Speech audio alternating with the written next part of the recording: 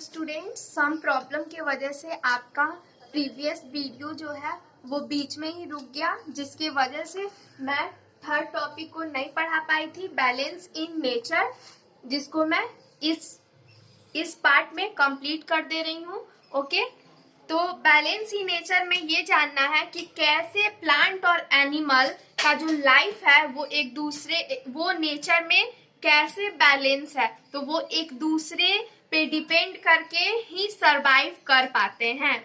अर्थ पे कैसे सरवाइव करते हैं, एक दूसरे पे डिपेंड रह के कैसे।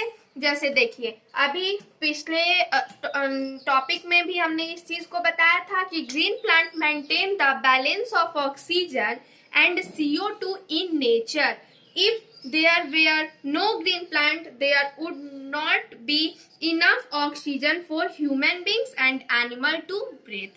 कह रहा है कि जो ग्रीन प्लांट है वो अपने बैलेंस को मेंटेन करके रखता है, किसकी वजह से? CO2 और ऑक्सीजन की वजह से। जो नेचर से मिलता है उसको CO2 हमारे द्वारा मिलता है और हमें ऑक्सीजन प्लांट के द्वारा मिलता है। तो इस तरह से नेचर में वो दोनों एक दूसरे को बैलेंस करके रखे हैं। अगर ग्रीन प्लांट नहीं होते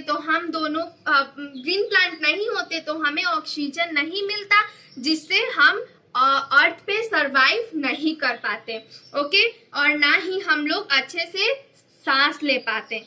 ठीक है, if there where no CO2, अगर कार्बन डाइऑक्साइड नहीं होता, green plant would not be able to carry on photosynthesis.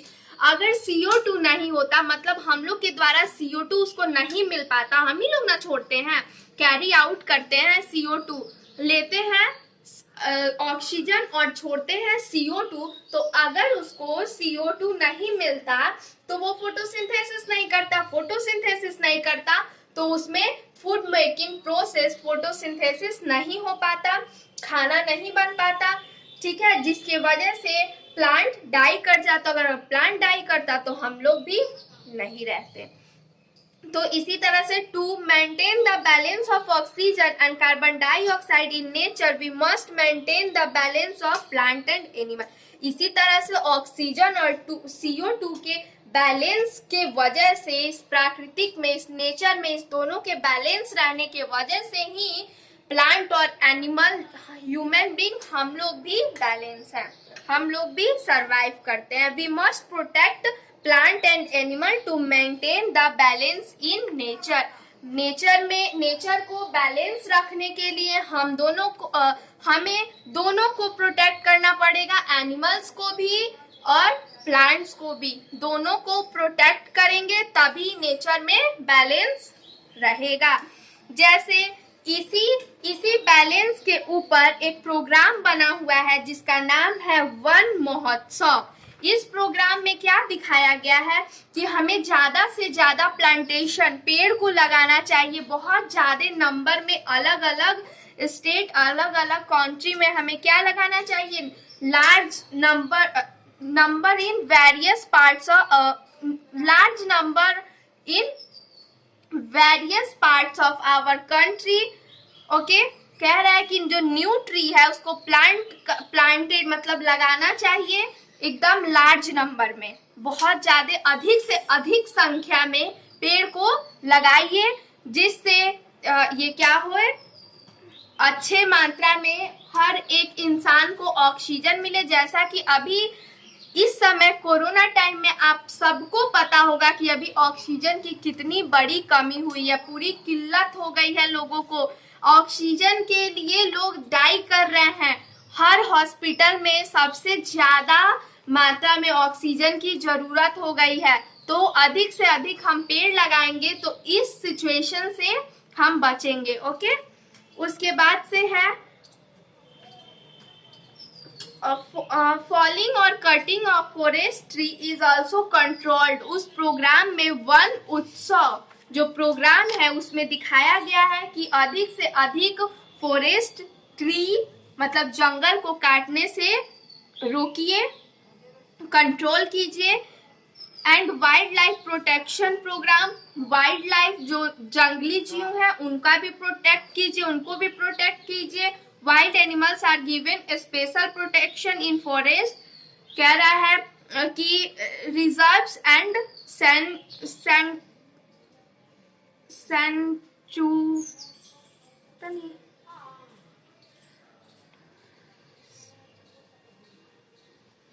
अच्छा हाँ, बोल रहा है ना कि जो वाइल्ड लाइफ है उसको भी दिखाया गया है कि किस तरह से उसका भी प्रोटेक्ट, मतलब हम लोग उसको बचा सकते हैं, क्योंकि जंगली जानवर को भी लोग शिकार कर उसको भी लोग मार दे रहे हैं। शेर बाघ भी बहुत कम मात्रा में अब हमें देखने को मिल रहा है, बहुत ही कम मात्रा में, वो भी लुप्त होने के कगार पे चला गया है।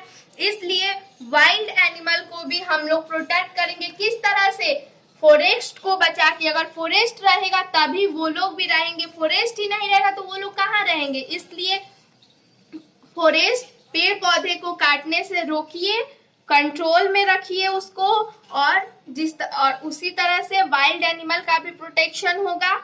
तो अगर if life on the earth has to go on a balance is in nature has to be maintain. कह रहा है कि अगर इस अर्थ पे लाइफ अच्छे से रहेंगे, ओके, तभी क्या होगा, नेचर में बैलेंस मेंटेन रहेगा।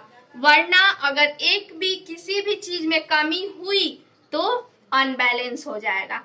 कोई भी चीज में कमी नहीं आनी चाहिए, ठीक है।